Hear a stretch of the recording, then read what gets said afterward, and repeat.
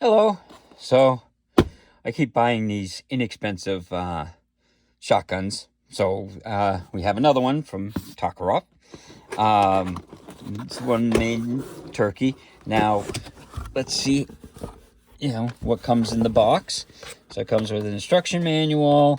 Comes with a sling, a little lock with this like a spanner tool to undo the lock.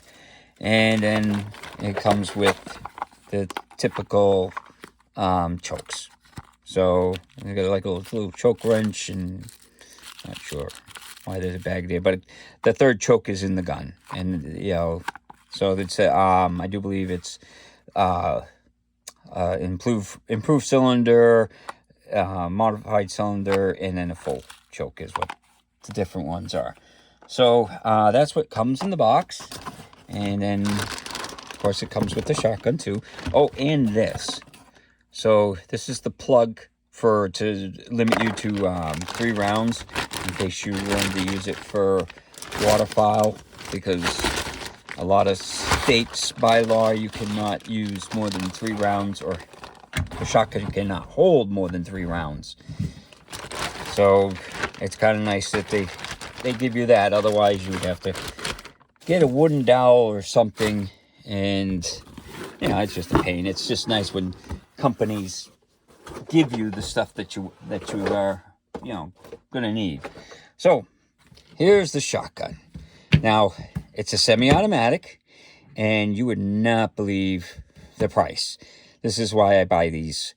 This one was $243. So for less than $250, you get a semi-automatic shotgun. Now the stainless and the blued were the same price, and so it's got like wood. I mean, it's got plastic instead of the wood. Same with this. This is plastic, and it's got a nice buffer pad.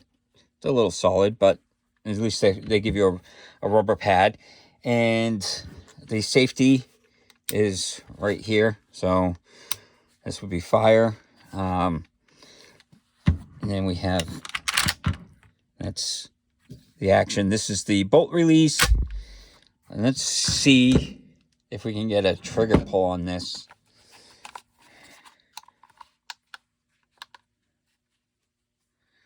Damn it. That is pretty heavy, 9 pounds. So, not a super light trigger, but it's kind of like a trench gun style. So you can use it for hunting, or you use it for home defense. Usually the home defense stuff, they make the trigger a little bit heavier. The tube holds 5 rounds. It's got kind of that like Remington style front, which I'll show you how to take it apart in a few minutes. And then of course you load it from underneath there. The sights, it's a ghost ring sight with a pigtail rail, and they're metal. This is what I like, is metal. It's like the typical, like, Air 12 sights and stuff like that. They make them all plastic, and these are solid. It's aluminum.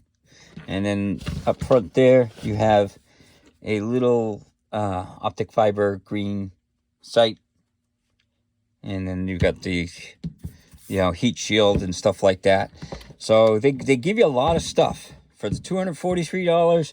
You get a lot of stuff. And then up here you've got the M-lock rails, so you can put like little Piccadilly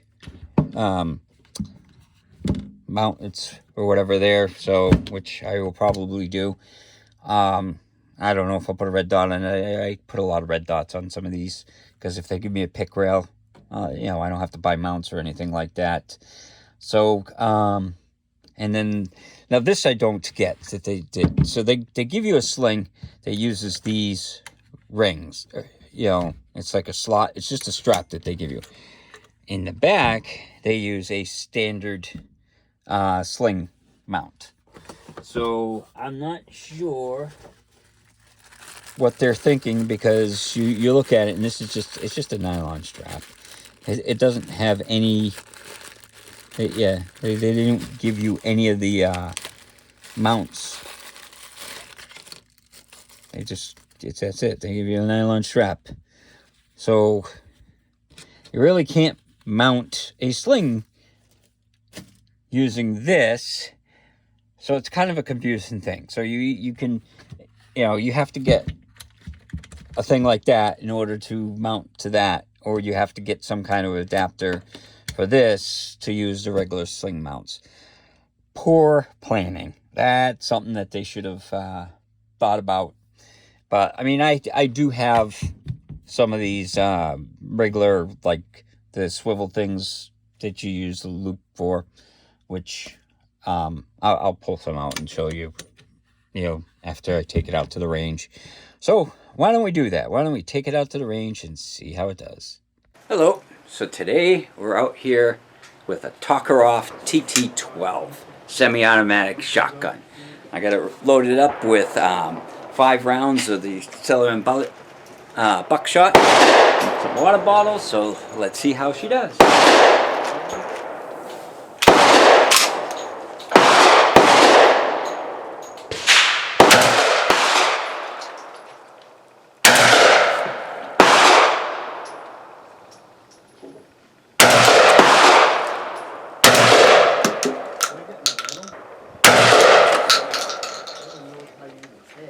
Okay, I'm shooting a little high.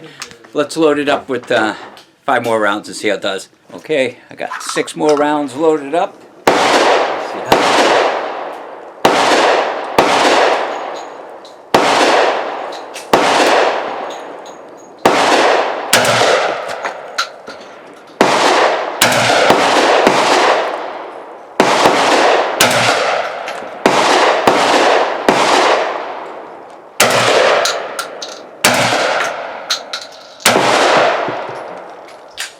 Well, no problems.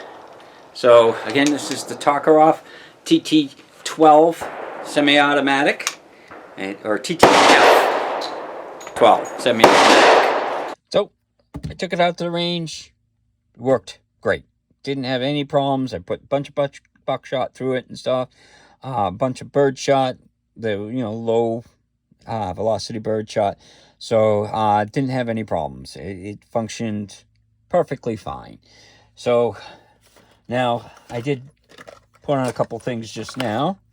So these are the pick rails. So I put one up here, and you'll see why, because I'm going to try and use that. Trying to take this apart, the tolerances were really tight up here.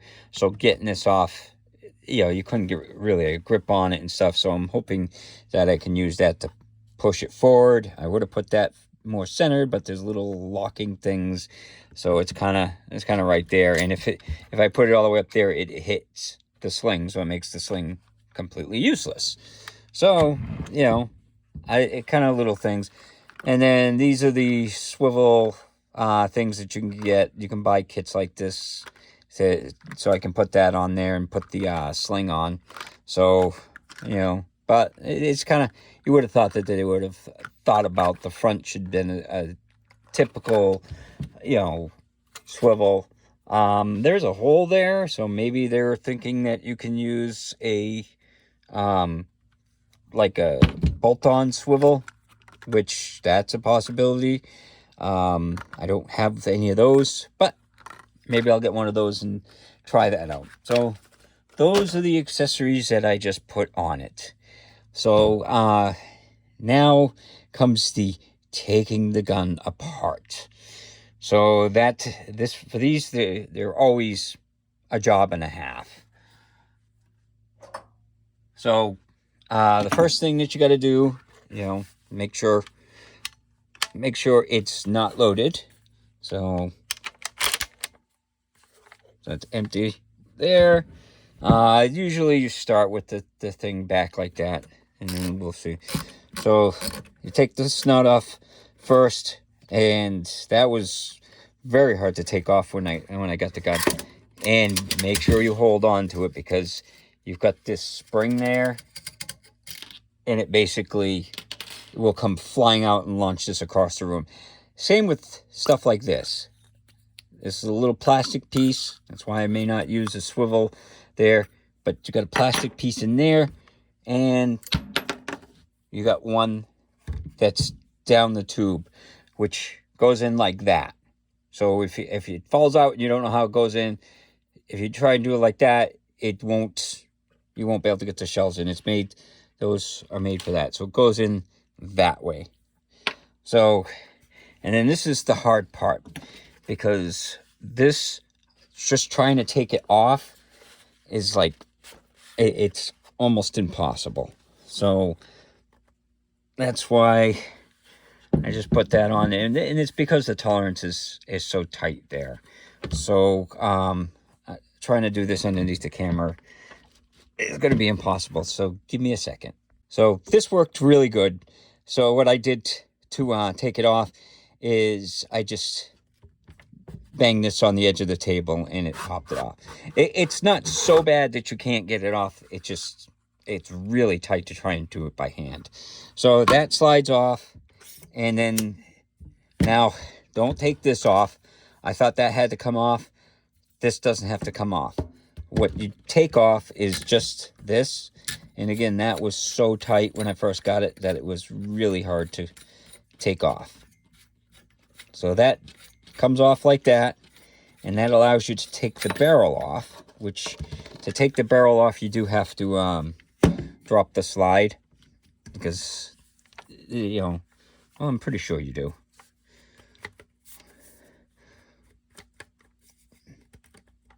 Yeah, I'm pretty sure you got to drop the slide in order for that to come off. So let's drop the slide. And then, come on. Everything about this is tough to pull off. So, like I said, you gotta pull that. Give me a minute. Okay, so I wiggled it out. Now this heat shield, it's got a spot underneath the front that it just slides under, and then it just pops off. And then when you put it back together, it's held in place with the actual part of the body and stuff. So, but it takes a lot of wiggling and stuff, and then you pull the barrel out. And I even cut myself trying to wiggle it out and stuff. So you pull that off, then you got the little piston there, the gas piston, which, you know, when you're cleaning it and stuff, you want to use. And then to get this little thing out, what you got to do, and this is kind of a pain to do, because you can see this moves and it aligns with a little center thing. So what you got to do is apply. I usually use the pliers like this. So what I got to do is you got to apply some pressure like that, align the things up, and then usually I take a pair of pliers like this and put it on either side and just pop it up. Sometimes it's easy to pull out, sometimes not. And then you can just pop it off like that. And that's basically that. And then this block goes, so that's the little capture for the charging handle. And then this, as you can see, basically so that's what locks it in place. So that's how you take it apart. And to put it back together is kind of reverse. So you basically put that into that, slide it over the front there, slide it in. This is where that little block becomes a pain. So to get it back together, this is always such a pain. You got to slide this in, but what happens is this thing will catch. There we go. So, like I said, you got to hit that align like that. Drop that down in. Make sure it's all the way in. Okay. Sorry I keep stopping the video, but trying to do it under the camera is kind of a pain, getting your hands on it. and my hands are getting all kinds of grease, so it's sliding. So, and then from there you put the piston thing back on, and then this, again, it slides on, but you got to kind of wiggle it, and you got to make sure that this block doesn't pop up so the barrel can go in. A lot of it is a little bit of finagling here and there. There we go.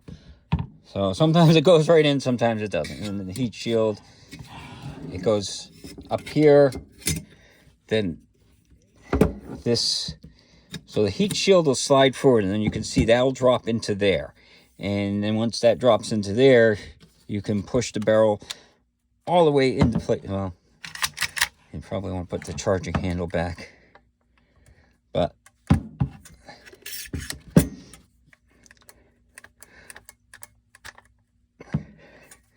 and it is a pain to do. So give me a minute there.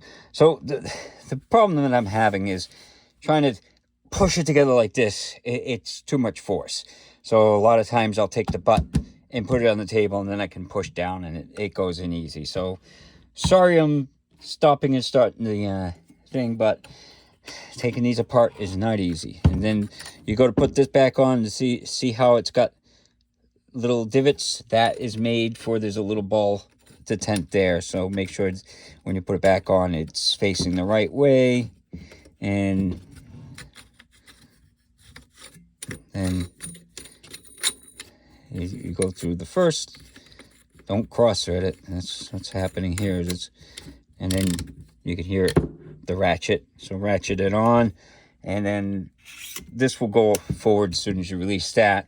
Okay, and the next thing that you got to do after you get all this pin or the charging handle and stuff is you got to slide this over and all the way down. And what's happening is it gets getting caught up right here because of the tolerances.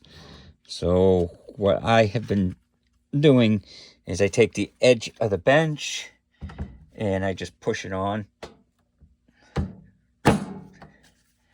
and there you go. It's a little bit of manhandling, but it works pretty good to do that. And then you slide it all the way on, and then from here you take this, and remember, spring goes like that, so it goes down the tube like that. The spring goes all the way down, and this is where it becomes a real pain. And make sure this falls out all the time, so make sure you put that in, and that's, the spring goes in this end, so when you push it in, it's going to be flush.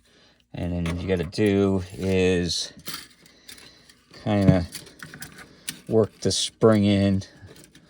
Again, this is easier when you got the butt on the table, and then from there you just tighten the bolt down. You can hear the ratchet, and basically it's backed together. So let me put the sling on because I came up with an innovative way of doing it. So I like the paracord slings. So in order to do that, it usually uses these type of mounts, and I couldn't do it there, and it doesn't have an adapter, so I made an adapter. So what I did is I took a piece of, so there's the normal thing. I took a piece of nylon, and I do a lot of leather work, so I got these where they got the screw, it's like a screw-in thing, so it looks kind of like a rivet, and I just basically punched a hole through the little nylon strap and put it there. So that's my way of mounting the dissimilar things. Now you could just, if you wanted to use just a strap, you could just use, like we're showing you, these swivels. You could just put the swivel on the back and use the strap, but I wanted to use my paracord things because, paracord makes everything tactical. So that's my way of fixing the sling. So I think that's everything. So hopefully you enjoyed the video, and hopefully you have a good day.